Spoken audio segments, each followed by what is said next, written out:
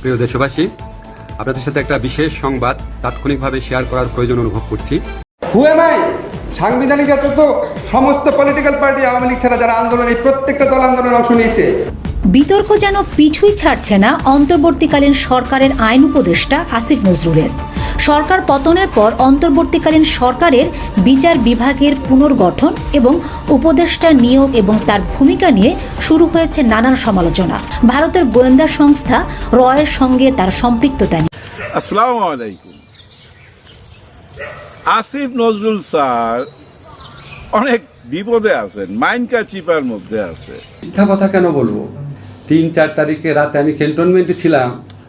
Army অফিসারদের সাথে নিয়ে ভারতের দালালদের নিয়ে আমি মিটিং করেছি। আমাদের দাবির প্রথম দাবিতে দফাতে আমরা যেটা উল্লেখ করেছি, মোস্তফা সরোয়ার ফারুকী স্বরাষ্ট্র এবং আইন উপদেষ্টা পরিষদ। আসসালামু আলাইকুম প্রিয় দর্শক শ্রোতা, অবশেষে মুখ খুললেন আসিফ নজরুল। সকল বিতর্কের অবসান ঘটালেন তিনি বললেন ভারতের এবং ভারত তাকে কিভাবে তাকে এবং তার পরিবারকে জিম্মি করেছে এবং বাংলাদেশে আওয়ামী লীগের পুনর্বাসনের জন্য তিনি যে আসলে অনেকটাই কাজ করতেছেন জনসাধারণ মনে এটা প্রশ্ন। এবং শেখ হাসিনাকে ফেরাতে আসিফ নজরুল কি কোনো কূটচাল চালতিছে কিনা এ বিষয়েও গুরুত্বপূর্ণ তথ্য আছে। রাতের আধারে কি আসিফ নজরুল এবং তার পরিবারের সাথে ভয়ানক কিছু ঘটেছে রয়ের এজেন্ট দ্বারা?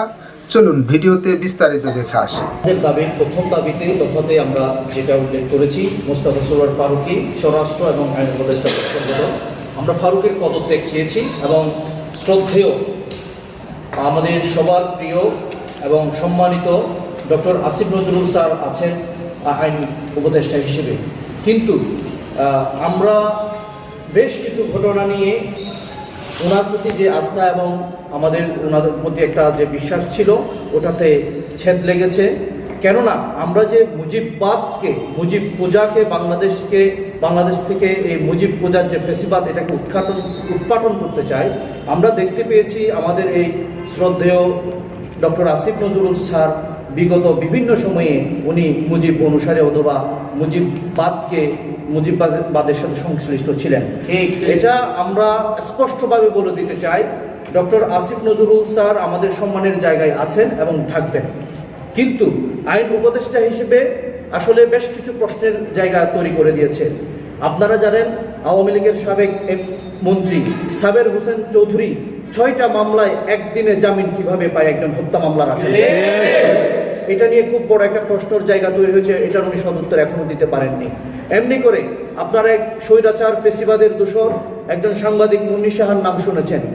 সে হত্যা মামলার আসামি, সে থানা থেকে কিভাবে ছাড়া পেয়ে যায়? গত কয়েকদিন আগে কক্সবাজার জেলার একজন মহিলা আওয়ামী লীগের নেত্রী কাবেরী, তাকে কোর্টে হাজির না করে জেল হাজতে প্রেরণ করা হয়েছে। একটা আসামিকে অবশ্যই কোর্টে প্রেরণ করতে হবে, কোর্টে হাজির করতে হবে, তারপর হচ্ছে সে কোথায় যাবে, জামিনে যাবে না জেল হাজতে যাবে সেটা সিদ্ধান্ত হবে। কিন্তু কার ইশারায় রাতের আধারে থানা থেকে তাকে জেল হাজতে প্রেরণ করা হয়েছে?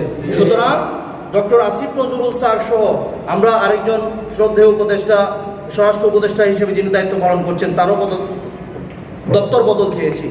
আমরা ওনাদেরকে সম্মান করি, সম্মানের সহিত ওনারা এমন কাউকে ওখানে বসাক যারা আসলেই তাদের স্পৃহা নিয়ে 24-এর স্পিরিটকে ধারণ করে স্বরাষ্ট্র দপ্তরকে পরিচালনা করবেন। আমরা এখনো পর্যন্ত দেখতে পাচ্ছি সন্ত্রাসী যারা আন্দোলনে গুলি করেছিল, বাধা দিয়েছিল আওয়ামী লীগের সন্ত্রাসীরা এখনো দর্প করে ঘুরে বেড়াচ্ছে। স্বরাষ্ট্রমন্ত্রী, এর দ্বারা বোঝা যায় আপনি তাদেরকে মোকাবেলা করতে ব্যর্থ হয়েছেন। আমরা চাই যিনি এই স্পিরিটকে ধারণ করবেন এবং সন্ত্রাসীদেরকে মোকাবেলা করে বাংলাদেশে একটা সুষ্ঠু, সুন্দর, সুশৃঙ্খল আইন শৃঙ্খলার পরিস্থিতি যিনি নিয়ে আসতে পারবেন, আমরা তাকেই চাই। আচ্ছা, আপনাদের যে 7 দফা দাবি রয়েছে এগুলো দ্রুত বাস্তবায়ন না হলে পরবর্তী পদক্ষেপ কী থাকবে আপনাদের? আমরা আমাদের দাবির মধ্যে সরকারকে 48 ঘন্টার একটা টাইম বেঁধে দিয়েছি। এই 48 ঘন্টার মধ্যে যদি সরকার আমাদের দাবির প্রতি কর্ণপাত না করে অথবা দাবিগুলো আদায় না করেন তাহলে আমরা রাজপথে নামার ঘোষণা দিচ্ছি। 7 দফা দাবি বলতে কি আপনারা রামুতেই করতেছেন না কেন্দ্রীয় কর্মসূচি? আচ্ছা, আমরা এমন একটা বাংলাদেশ তৈরির স্বপ্ন দেখেছিলাম 24-এর অভ্যুত্থানের মাধ্যমে। বাংলাদেশের প্রত্যন্ত অঞ্চল থেকেও যদি একটা দাবি ওঠে, দাবিটা যদি যৌক্তিক হয়, তাহলে সেটা সরকারকে অবশ্যই মেনে নিতে হবে। এখন আমরা দেখতে পাচ্ছি গত 4.5 মাস পার হয়ে যাওয়ার পরেও সরকার যেভাবে দেশ চালাচ্ছে, এটা 24-এর স্পিরিটকে ধারণ করে না। আমাদের আহত ভাইদের সুচিকিৎসা হচ্ছে না। আন্দোলনে যেই সকল হত্যাযোগ্য হয়েছে, গণহত্যা হয়েছে, ওই গণহত্যার সুষ্ঠু বিচার এখনো পর্যন্ত পরিলক্ষিত হচ্ছে না। আইন শৃঙ্খলা রক্ষা অথবা বাংলাদেশের আইন শৃঙ্খলা পরিস্থিতি সন্তোষজনক না। সব কিছু বিবেচনা করে আমরা এটা আজকে এখানে বসতে অথবা বলতে বাধ্য হচ্ছি। আমরা কিন্তু এই সরকারকে সাপোর্ট করি, আমরা এই সরকার টিকে থাকুক, এই সরকার সুন্দরভাবে কাজ করুক, আমরা সরকারের সহযোগী। আমরা সরকারের সমালোচনা করতে, যৌক্তিক সমালোচনা করতে বাধ্য হচ্ছি, কেননা সরকারের কিছু কার্যক্রম প্রশ্ন তৈরি করে দিয়েছে। আমরা রামু উপজেলা থেকে জানান দিচ্ছি, আপনারা যদি সঠিক পথে স্পিরিটকে ধারণ করে স্বাস্থ্যকর অল টাইম ফ্যামিলি কেক, সব সময় অল টাইম হেলদি লাইফ। ভুয়া মিথ্যা ভিত্তিহীন অভিযোগের ভিত্তিতে এবং গায়েবী মামলায় বাংলাদেশের বিরোধী দলীয় রাজনীতিবিদদেরকে বিভিন্ন সময় বিভিন্নভাবে হয়রানি করা হয়েছে এবং আলেম সমাজকে ডান্ডা বেড়ি পড়িয়ে আদালতে উপস্থাপন করা হয়েছিল। কিন্তু আমরা এখন দেখতে পাচ্ছি কি, তাদেরকে জামায় আদর করে অনেকটা আদালতে উপস্থাপন করা হচ্ছে অথবা জামিন দিয়ে দেওয়া হচ্ছে। এগুলো আসলে আমাদের স্পিরিট ধারণ করে না। এটা প্রমাণিত, সচিবালয়ে আগুন সহ বিভিন্ন বিষয় নিয়ে আমরা সকলেই অবগত এবং এটা স্পষ্ট, দিবালোকের মতো স্পষ্ট যে এই সরকারে এখনো পর্যন্ত ফেসিবাদের দোসররা বসে আছে এবং আমাদের উপদেষ্টাদের মধ্য থেকেও আমাদের স্পিরিটকে ধারণ করে না বলে এই ধরনের কাজগুলো হচ্ছে। হত্যাকাণ্ডে যারা সরাসরি জড়িত ছিল তারা জামিনে বের হয়ে যাচ্ছে। আর বড় প্রশ্ন আছে, এই যে 2012 সালে রামু ট্রাজেডির বিষয়টি আপনারা এখন উল্লেখ করেছেন, আমরা বিগত দিনগুলোতে শুনে এসেছি সাক্ষীর অভাবে এই বিচার কার্যক্রম স্থগিত হয়েছে। আপনারা কি মনে করছেন বিষয়টা? ধন্যবাদ। আপনারা জানেন 2012 সালে যে রামু উপজেলাতে রামুতে বৌদ্ধ মন্দির হামলা হয়েছিল, এই বৌদ্ধ মন্দির হামলাকে ব্যবহার করে বিরোধী রাজনৈতিক দলের যারা ছিলেন তাদেরকে হয়রানি করা হয়েছিল এবং রামুর স্থানীয় আলেম ওলামা সহ যারা ছিল তাদেরকে হয়রানি করা হয়েছে। এই ঘটনার সুষ্ঠু তদন্ত তৎকালীন সরকার করে নাই এবং বিচার বিভাগীয় যে তদন্ত হয়েছিল এই তদন্ত রিপোর্ট প্রকাশ করা নাই। সুতরাং আমরা এই সরকারের কাছে উদাত্ত আহ্বান করছি, এই ঘটনার সুষ্ঠু পূর্ণ তদন্ত হোক, তদন্ত করে আসল যে অপরাধীরা আছেন তাদেরকে বিচারের মুখোমুখি করা হোক এবং এর দ্বারা বাংলাদেশে ইনশাল্লাহ আর কোনো যাতে সাম্প্রদায়িক সহিংসতা না হয় সে ধরনের একটা নজির স্থাপিত হোক। ঠিক রামুর হাটবাজারগুলোতে প্রকাশ্যে বেচা কেনা হচ্ছে, এই বিষয়ে আপনাদের পক্ষ থেকে আপনারা কি বলছেন? ধন্যবাদ। আপনারা সাংবাদিক সহ আমাদের রামু উপজেলা সহ কক্সবাজারে যারা আছেন, অধিবাসীরা, জনগণ সবাই অবগত আছেন। মিয়ানমার তথা থাইল্যান্ড তথা ভারতের যেভাবেই বলুন, সীমান্তকে ব্যবহার করে অবৈধ চোরাচালান হচ্ছে। শুধু গরু না, গরুর সাথে আপনার মাদক, অস্ত্র সহ আরও বিভিন্ন পণ্য চোরাচালান হচ্ছে। আমরা আর এসব হচ্ছে প্রশাসনের নাগের ডগায়। প্রশাসন জানে, প্রশাসনের সহযোগিতায় হচ্ছে। আমরা স্পষ্টভাবে বলছি, সীমান্তে বিজিবি থেকে শুরু করে, পুলিশ প্রশাসন থেকে শুরু করে উপজেলা প্রশাসন, জেলা প্রশাসন প্রত্যেকেই এইসব বিষয়ে অবগত আছেন। কিন্তু কেন এসবের বিরুদ্ধে অবস্থান অথবা এসব বন্ধ হচ্ছে না, এটা প্রশাসনকে জবাবদিহি করতে হবে। আমরা আমাদের 7 দফা দাবিতে এই দাবিটাও এনেছি। সীমান্তে গরু, মাদক সহ সকল ধরনের চোরা কারবার বন্ধ এবং সীমান্তে নিরাপত্তা জোরদার করা। আপনারা জানেন মিয়ানমারে একটা অঙ্গরাজ্য আরাকান আর্মি দখলে নিয়েছে।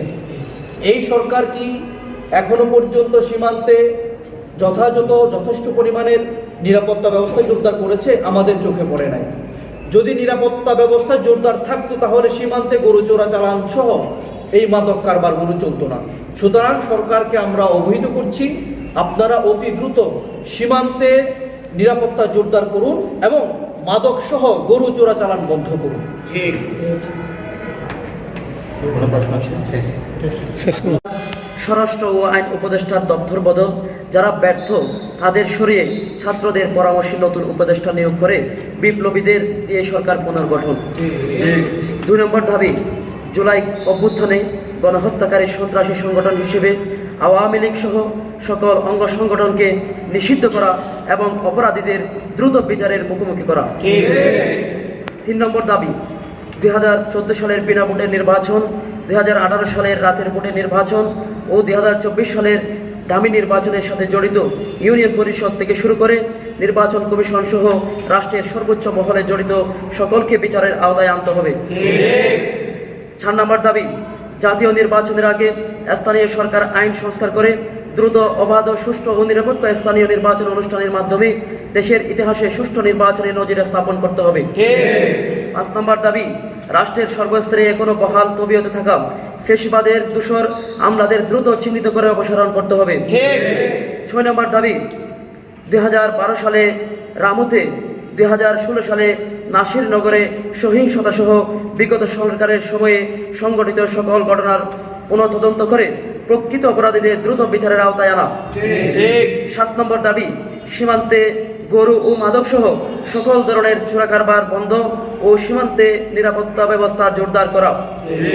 সরকারের প্রতি আমাদের জোর দাবি, আগামী 48 ঘন্টার মধ্যে দাবি মেনে যথাযথ ব্যবস্থা গ্রহণ করতে হবে, অন্যথায় সর্বস্তরে ছাত্র জনতা রাজপথে কঠোর কর্মসূচি দিতে বাধ্য হবে। ইনকিলাব জিন্দাবাদ, বৈষম্য বিরোধী ছাত্র আন্দোলন, রামু উপজেলা, কক্সবাজার। দর্শক শ্রোতা, এই বিষয়ে আপনার মতামত চাচ্ছি। কমেন্ট বক্সটি আপনার, লিখতে পারেন কমেন্ট বক্সে আপনার মতামত। আজকে এই পর্যন্তই। আল্লাহ হাফেজ।